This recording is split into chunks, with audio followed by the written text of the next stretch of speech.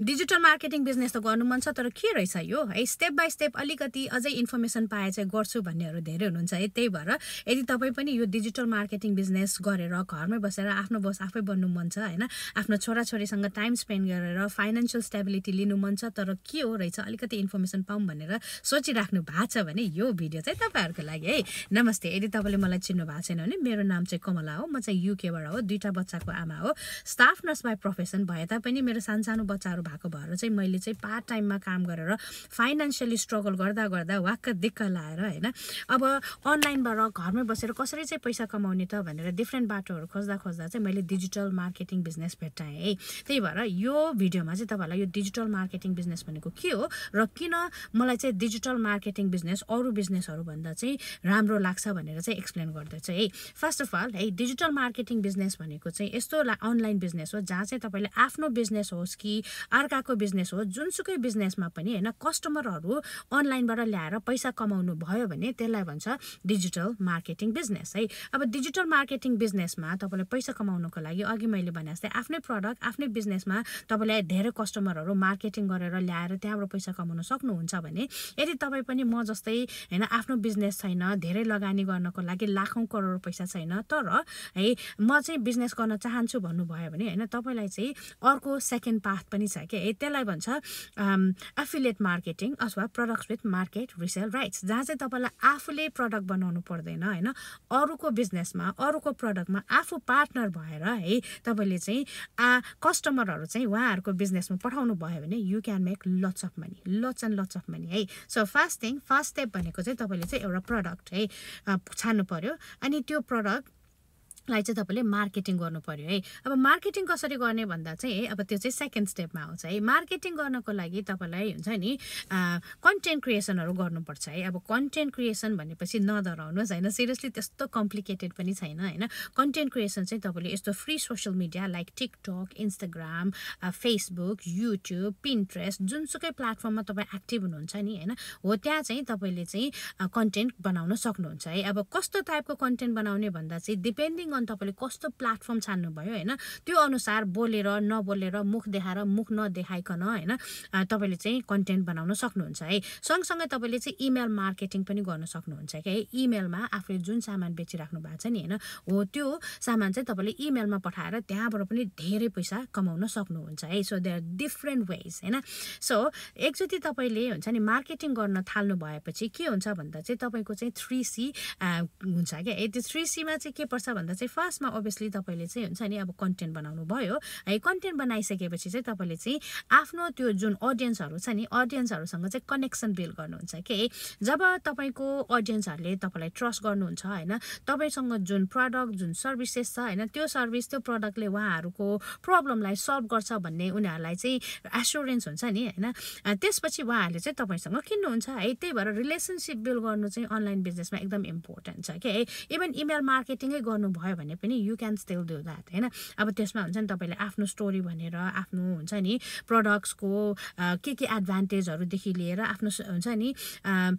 कसैले अब यो आफ्नो प्रडक्टबाट रिजल्टहरू पाएको छ भने त्यो टेस्टिमोनियल्सहरू सेयर गरेर चाहिँ तपाईँले बिल्ड गर्न सक्नुहुन्छ है थर्ड स्टेप चाहिँ के हो भन्दा चाहिँ थर्ड स्टेप भनेको चाहिँ एकदम इम्पोर्टेन्ट कुरा हो होइन जुन इम्पोर्टेन्ट स्टेपले गरेर धेरै मान्छेहरूले बिजनेस गरेर पनि रिजल्ट पाइराख्नु भएको छैन कि है त्यो के हो भन्दा चाहिँ त्यो भनेको चाहिँ कन्सिस्टेन्टली सो अप गर्नुपर्छ क्या है लाइक एनी अदर बिजनेस होइन तपाईँले अरू बिजनेस गर्नुभयो भने पनि दिनको 10-12 घन्टा त खट्नु पऱ्यो नि त होइन तपाईँको यदि पसल छ भने पसल त खोल्नु पऱ्यो नि त होइन पसल नै खोल्नु भएन भने तपाईँकोमा ग्राहक आउँछ भन्दा अभियसली आए पनि फर्किन्छ नि त होइन same here in online business है द ओन्ली डिफरेन्स इज यो बिजनेसमा तपाईँको अरू बिजनेसमा जस्तो 10-12 घन्टा खटिनु पर्दैन क्या है यो बिजनेसमा तपाईँले अरू बिजनेसमा जस्तो त्यही बसेर गर्नुपर्छ भन्ने पनि छैन है यो बिजनेसमा तपाईँलाई अरू बिजनेसमा जस्तो यतिखेर नै गर्नुपर्छ भन्ने छैन है ह्याभिङ सेइङ द्याट तपाईँले दिनको 2-3 घन्टा चाहिँ गर्नुपर्छ एनी हाउ दिनको 2-3 घन्टा तपाईँले कमिटेड भएर सो अप गर्नुभयो भने तपाईँको बिजनेसले तपाईँलाई पैसा दिन्छ है यदि तपाईँले यो अनलाइन बिजनेस चाहिँ सजिलो रहेछ भनेर हबी टाइपले हुन्छ नि जब मन लाग्यो त्यही बेला गर्नुभयो जब मन लागेन गर्नु भएन भने त्यो बिजनेसले तपाईँलाई रिजल्ट दिँदैन है त्यही भएर यो चाहिँ एकदम इम्पोर्टेन्ट पार्ट हो क्या जुन मैले फ्लेक्सिबिलिटी भने नि होइन आफ्नो टाइमको होइन लोकेसनको होइन त्यो जुन फ्लेक्सिबिलिटी छ नि होइन धेरै मान्छेले त्यो फ्लेक्सिबिलिटीको चाहिँ अलिकति एब्युज गर्छ भनौँ न होइन किनभने दे डोन्ट सो अप 2 घन्टा त हो नि 2-3टा पिसेस कन्टेन्ट बनाउनु त हो नि म पछि गर्छु एकछिन पछि गर्छु भनेर हुन्छ नि पछि भन्दै दिन बित्छ होइन अनि तपाईँले त्यो बनाउन सक्नुहुन्न है त्यही भएर कन्सिस्टेन्सी चाहिँ हुनुपर्छ अलिकति सेल्फ डिसिप्लिन हुनुपर्छ किनभने आफ्नो बोस आफै भएपछि तपाईँलाई चाहिँ यहाँ कसैले पनि आएर लो गर है भनेर भन्दैन क्या you have to manage your own workload है किनभने तपाईँले गर्नुभयो भने होइन तपाईँले सोअप गर्नुभयो भने तपाईँको ग्राहकहरूले तपाईँलाई मन परायो भने यु मेक मनी होइन तपाईँको ग्राहकहरूले तपाईँ एक्जिस्ट छ नै भनेर थाहा छैन भने how are you going to make money है त्यही भएर माइन्डसेट चाहिँ एकदम इम्पोर्टेन्ट छ यो बिजनेसमा होइन त्यही भएर तपाईँले मन लाए पनि मन नलाए पनि एकदम हुन्छ नि कन्सिस्टेन्टली सोअप चाहिँ गर्नुपर्छ क्या अर्को चाहिँ अब माइन्डसेटकै कुरा गर्दा होइन एउटा कुरा चाहिँ के हो भन्दा चाहिँ होइन यो डिजिटल मार्केटिङ बिजनेस भनेको पनि ओभरनाइट सक्सेस हुने बिजनेस चाहिँ होइन क्या संसारमा कुनै पनि बिजनेस नै ओभरनाइट सक्सेस हुँदैन क्या जुनसुकै बिजनेस गर्नुभयो भने पनि तपाईँले वर्ष लगाएर पहिला त्यो बिजनेस कसरी गर्ने भनेर सिक्नुपर्छ है त्यो सिकिसकेपछि तपाईँले सोअप गर्नुपर्छ थ्याङ्क गड यो डिजिटल मार्केटिङ बिजनेस गर्नको लागि तपाईँलाई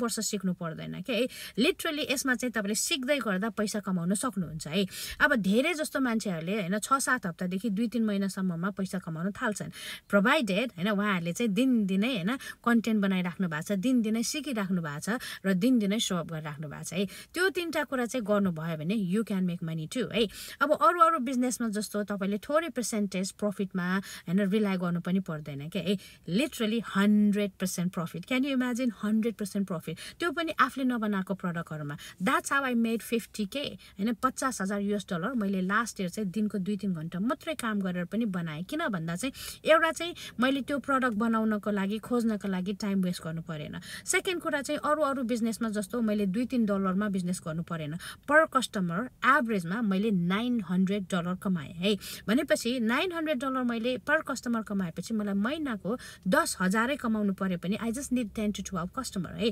12 जना कस्टमर आउनु भयो मेरो बिजनेसमा भने चाहिँ होइन I can make 10K very easily है अनि अगेन लाइक हुन्छ नि म जस्तो बिजी मम होइन जसको चाहिँ अब बच्चाहरू छ होइन घर सबै हेर्नुपर्छ काम जानुपर्छ होइन यो बिजनेसको फ्लेक्सिबिलिटीको कारणले होइन मैले चाहिँ यो जुन कन्टेन्ट क्रिएसन जुन भने नि होइन त्यो चाहिँ एनी टाइम एनीवेयर गर्न सक्छु क्या अहिले मेरो छोराछोरीलाई मैले स्कुल पुर्याएर आएँ म कारमा छु कारमा बसेर म यो कन्टेन्ट बनाउँदैछु होइन कहिलेकाहीँ यसो हामी पार्कमा काहीँ घुम्न गयो भने त्यहीँ बसेर कन्टेन्ट बनाउँछु होइन कहिलेकाहीँ अफिसमा कहिलेकाहीँ हुन्छ नि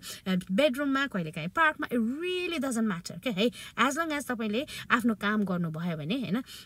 you can make money and that's why I am in this business किन भन्दा मलाई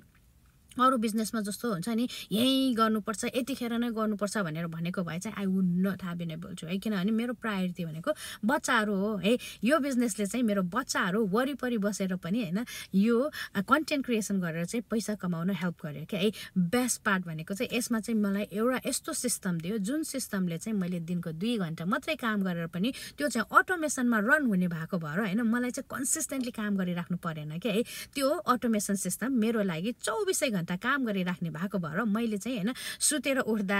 दिनभरि काम गरेर सुत्ने बेला होइन खेल्दै पनि पैसा कमाएँ कि त्यही भएर यदि तपाईँलाई पनि यो आफ्नो यो डिजिटल मार्केटिङ बिजनेस अटोमेसनमा रन गरेर अरूले बनाएको प्रडक्टमा 100% प्रफिट लिएर बिजनेस गर्नु मन छ सिक्नलाई रेडी हुनुहुन्छ भने चाहिँ कमेन्टमा रेडी भन्नुहोस् म तपाईँलाई जुन ब्लुप्रिन्टले मलाई यो सबै कुरा सिकायो जसले चाहिँ मलाई रिजेक्सन फ्री बिजनेस दियो ताकि मलाई कसैलाई पनि मेरो बिजनेसमा आउनु मलाई मन छैन भनेर त्यो नो भन्ने वर्ड नै सुन्नु परेन हैन हो त्यो सबै स्किलहरु तपाईले पनि सिकेर है एभरेजमा $900 पर कस्टमर कमाउन सक्नुहुन्छ है त्यही भएर यदि रेडी हुनुहुन्छ भने कमेन्टमा रेडी भन्नुस् लेट्स गो